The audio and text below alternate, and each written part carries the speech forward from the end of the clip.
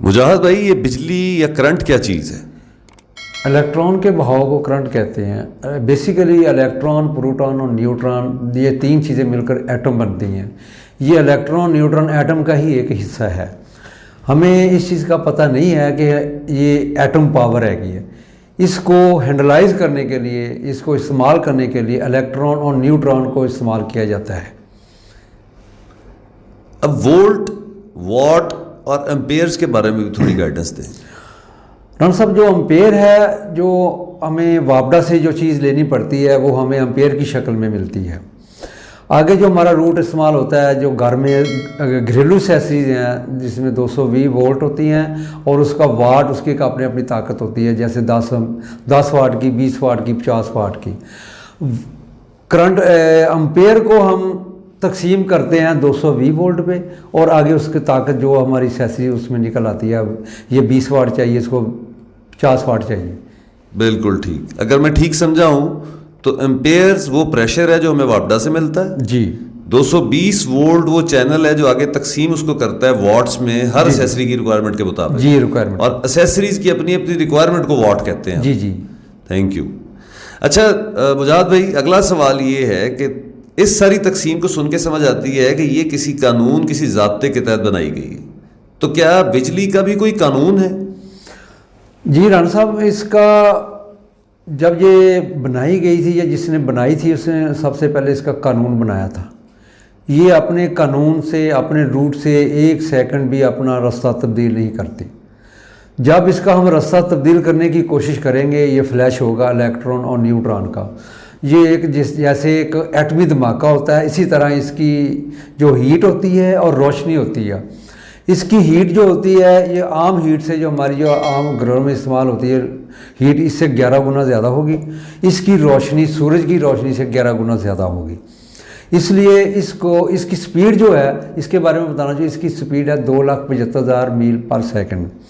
इतनी स्पीड से ये काम करने वाली जब ये अपने रूट से हटती है तो 1 सेकंड के 10 में अपना फैसला कर देती है। तो लिहाजा इसको हैंडलाइज करने के लिए इलेक्ट्रिशियन के ज़हन में होता है कि कहीं इसका इलेक्ट्रॉन और न्यूट्रॉन का आपस में टकराव ना हो, इनका फ्लैश ना हो। और ये कानून पूरी दुनिया में एक ही कानून चल रहा है बिजली का। ये और किसी मुल्क में, ये यूरोप में या एशिया में इसका फ़र्क नहीं है। ये पूरी दुनिया में एक ही कानून चलता है। और इसके बाद इसके कानून के मुताबिक अगर हम आजकल के दौर जदीद में इसके कानून के मुताबिक वायरिंग करें तो मेरे ख्याल में हमारे क्लाइंट इसमें काफ़ी बचत कर सकते हैं। ये डिपेंड करता है आपके इलेक्ट्रिशियन पे। क्या वो इलेक्ट्रिशियन पढ़ा लिखा है? क्या वो इस चीज़ को समझता है कि हमारे जो पंखा लगा हुआ उसके 100 से 150 वाट उसकी प्रेशर है, उसको उतनी करंट चाहिए।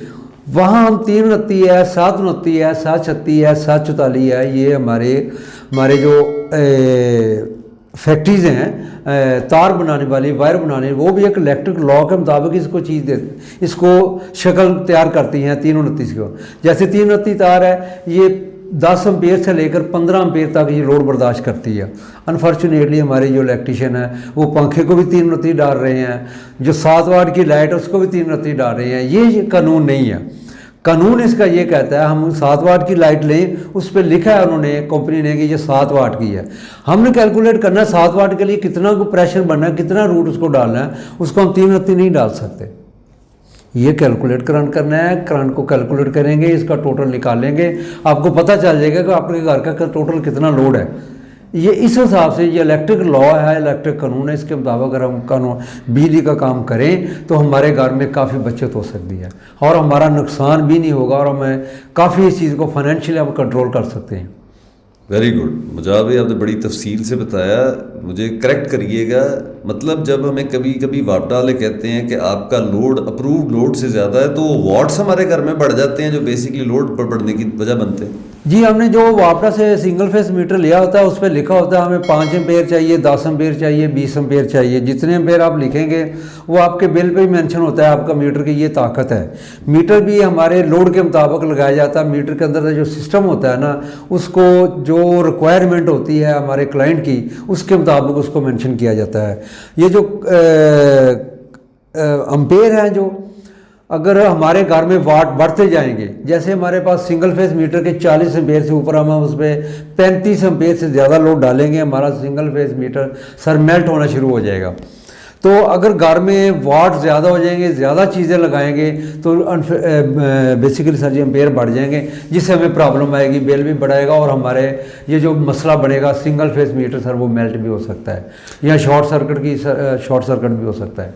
मुजाद भाई एक बात और बताएं, क्या ये जो कानून है इस बिजली की, ये सिर्फ एक इलेक्ट्रिशियन को जानना ज़रूरी है या एक ग्राहक या वो एक आम शख्स जो जिसको वास्ता पड़ता है रोज़ बिजली के साथ स्विच ऑन ऑफ करते हुए, मीटर अपना स्विच लगवाते हुए, तारें डलवाते हुए, क्या इस कानून से उसको भी आगे ही होना ज़रूरी है या एक इलेक्ट्रिशियन को सिर्फ इसको जानना ज़रूरी है? राना साहब, जो दुकानदार हजरात हैं हमारे इंजीनियर साहबान हैं, जो ड्राइंग हमें देते हैं, आर्किटेक्ट साहबान हैं, ये इन सब लोगों को इन चीज़ों के बारे में पता होना चाहिए भाई हम क्या कर रहे हैं, यहाँ क्या करना है, इसका क्या सिस्टम है। इलेक्ट्रिकल एक लॉ है जिसके मुताबिक हम इसको पूरे चीज़ को हैंडलाइज कर सकते हैं, और अगर हम इलेक्ट्रिक लॉ को समझते होंगे तो सारे इसमें हादसा नहीं होगा, आपका जानी नुकसान नहीं होगा, ना माली ही नुकसान होगा, अगर हम इसके लॉ के मुताबिक हम इसको काम करेंगे। तो एक बात और बता दें, क्या पाकिस्तान में भी इन लॉज पे अमल दरामद हो रहा है कंपनियों की तरफ से, इलेक्ट्रिशियंस की तरफ से, इंजीनियर आर्किटेक्ट्स की तरफ से? जी हाँ सर, इसमें जिस तरह दौर जदीद में हर चीज़ में जिद्दत आ गई है सर, इसमें भी इलेक्ट्रिक एक्सेसरी में भी जदीद आ गई है। जिस तरह मिसाल के तौर पे पहले सर हमारा विंडो एसी लगता था तो कोशिश होती थी कि इसको मोटी तार डाल दें। कभी इलेक्ट्रिशियन ने ये सोचा नहीं यार ये कितने एम्पेयर ले रहा है, ये कितने एम्पेयर ले रहा है, और हमारी जो तार इसका मैंने रूट बनाना है जिसे हम वायर कहते हैं, उसका जो कंपनी है जिसमें पाकिस्तान है, न्यू एज है, कॉपर गेट है, फास्ट है, पायनियर है, यूनिवर्सल के, उन्होंने अपनी हर डब्बे पे इसके एक सिस्टम लिखा होता है, ये 329 है, ये 1000 गेज है, और आप दौर जदीद में आ गया वो mm में आ गया, ये सारा आ गया है 100 में। 329 का सिस्टम है जो वो 10 एम्पेयर से लेकर 17 एम्पेयर तक सर वो लोड बर्दाश्त करता है। अगर हम उसको इलेक्ट्रिक लॉ के मुताबिक इस्तेमाल करें, हमारे कमरे में जो जो चीज़ें हैं इसमें इस्तेमाल करें तो हमें जिद्दत आ गई है। पहले 1000 में था, अब mm में आ गया है। mm में जदीद चीज़ आ गई है। इसका जो मैं पहले बात की थी कि हमारे लोड के हिसाब से चीज़ें लगाएं, तार का इस्तेमाल करें, वो बेहतर होगा। जिस तरह पहले 100 वाट बल्ब का होता था, अब हम 7 वाट का जो बल्ब है लाइट जो लगाते हैं उसकी आउटपुट 50 वाट कह रहे हैं, इनपुट उसकी 7 वाट है। ये जिद्दत है, ये दी चीज़ हैगी है।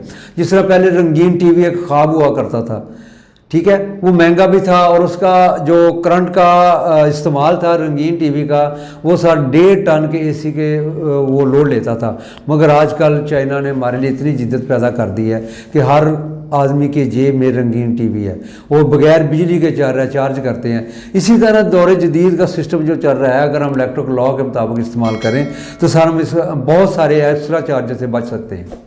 अच्छा मुजाद भाई, आखिर में मेरा आपसे ये सवाल है कि आपको सुनने वाले और मकान मैनेजर के वो क्लाइंट्स जो मकान मैनेजर के चैनल को देखते हैं, मकान मैनेजर से रब्ता करते हैं, कंस्ट्रक्शन से रिलेटेड हमसे एडवाइस मांगते हैं या सर्विसेज चाहते हैं जी, उनको इलेक्ट्रिक से मुतालिक आपकी तरफ से क्या सपोर्ट मिल सकती है? सर असल में हर चीज़ का एक तरीक़ेकार होता है जिसे हम सीक्वेंस ऑफ ऑपरेशन कहते हैं।